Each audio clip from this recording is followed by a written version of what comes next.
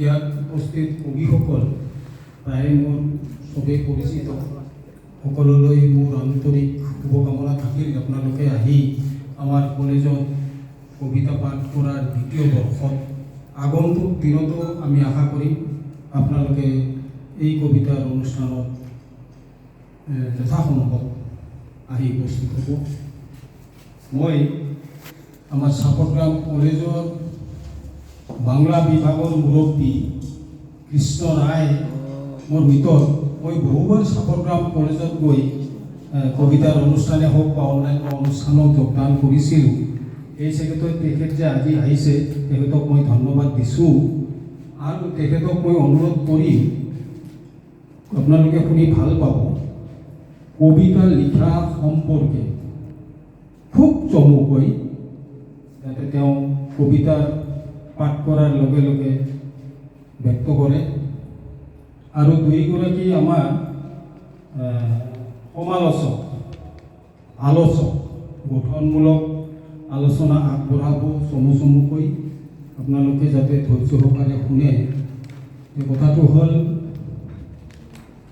যে কবিতাটো মই কেনেকৈ পাঠ কৰিলোঁ, নিজৰটোৰ উপৰিও অন্যৰ কবিতাৰ যে সোৱাদ, কবিতা লিখা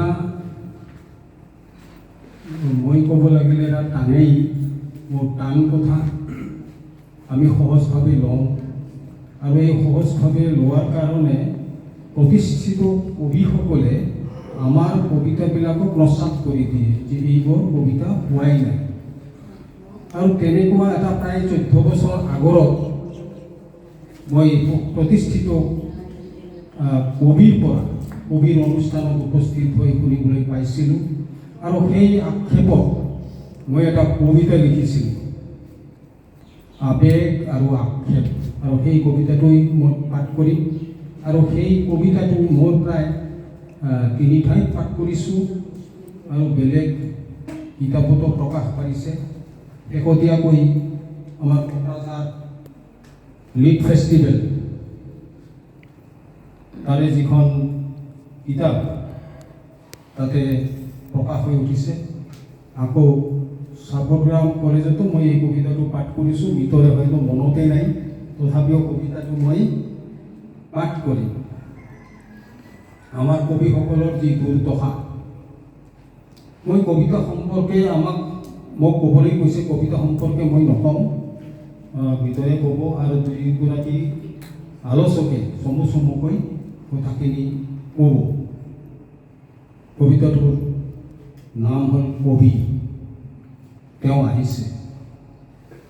আহিছে শ্মশানৰ বুকু ফালি, কতজনৰ ঈৰ্ষাৰ ধমনীত উত্তেলিত ধ্বনি।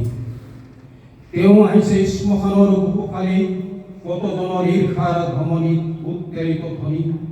এতিয়াও তাৰ দেহত কাইটৰ আচৰ অস্তমিত হোৱা নাই, নিৰ্বাপিত হোৱা নাই তেজৰ গুম।